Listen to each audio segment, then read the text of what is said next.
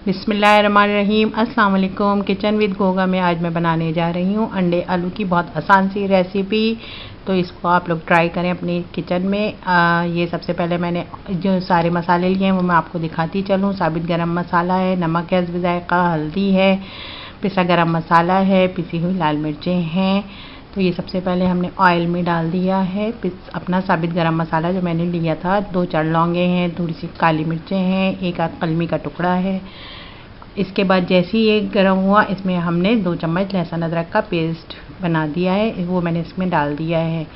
तो ये देखें, ये जैसे लहसुन अदरक इसमें भुनने लगेगा तो इसके बाद मैं बाकी मसाले इसमें डालूँगी। आपको 1 बाय 1 दिखाती जा रही हूँ। तो ये लहसुन अदरक हमारा भुन के तैयार हुआ। इसमें मैंने 3 से 4 अदद प्याज पीस के रखी हुई थी पहले से। तो ये आपने इसमें डाल के भूनना है और बस ये थोड़ी देर चलाने के बाद मिक्स करके आपने इसमें मसाले जो मैंने आपको पहले से दिखाए थे, लाल मिर्चें डाली हैं आपने।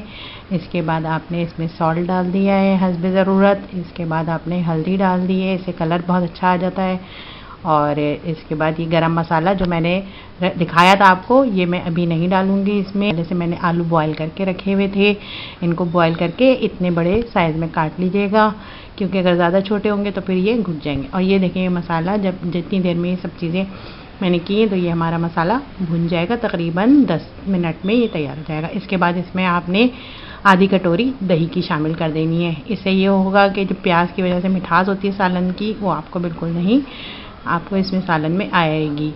और अगर आपके पास शान के मसालों में कौरमा या बिरयानी का जो भी मसाला होगा वो आपने इसमें 1 चम्मच आधा चम्मच ऐड कर देना है।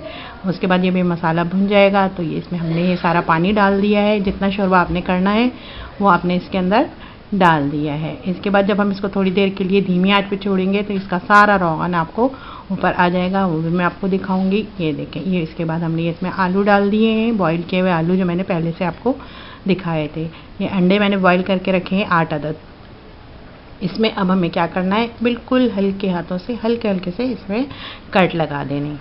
ये कट लगा के मैं क्या करूँगी मैं आपको दिखाती हूँ। जब ये सारे अंडों में कट लग जाएंगे तो फिर इसको मैं फ्राई करूँगी तवे के ऊपर, वो मैं आपको दिखाती हूँ। देखिए, ये तवे पे मैंने 3 से 4 चम्मच ऑयल डाल दिया है। इसमें ये सारे अंडे डाल दिए हैं कट लगे हुए। तो ये जब हम अगर आप 4-5 अंडे भी कर सकती हैं एक वक्त में, 2-3, अगर आपका तवा छोटा है तो आप 2-3 कर लें, 3-4 कर लें। लेकिन इस तरह जब ये हमने अंडे डाल दिए इसके ऊपर मैंने 1 चुटकी पिसी हुई लाल मिर्चें डाल दी हैं। इसकी वजह से बहुत अच्छा सा इसका टेस्ट हो जाएगा। अंडे बॉयल बिल्कुल फीके फीके से नहीं लगेंगे आपको। ये सारे अंडे मैंने इस तरह से करके रख लिए हैं और ये सारे अंडे मैंने, देखिए सालन में रोगन भी सारा ऊपर आ गया धीमी आंच पे रखने से। जितना रोगन हमने डाला था वो ऊपर आ गया है। अंडे इसमें डाल देने हैं आपने। बस आपने ऊपर से हरा धनिया, हरी मिर्ची डाली है कटी हुई। और इसके बाद ये गरम मसाला जो मैंने रख लिया था, नहीं डाला था, ये ऊपर से हमने डाल दिया है। देखिए माशाल्लाह से कितना अच्छा कलर तैयार होकर आ गया है। तो ये आप अपने किचन में ज़रूर ट्राई कीजिएगा। मुझे दुआओं में याद रखिएगा। अल्लाह हाफिज़।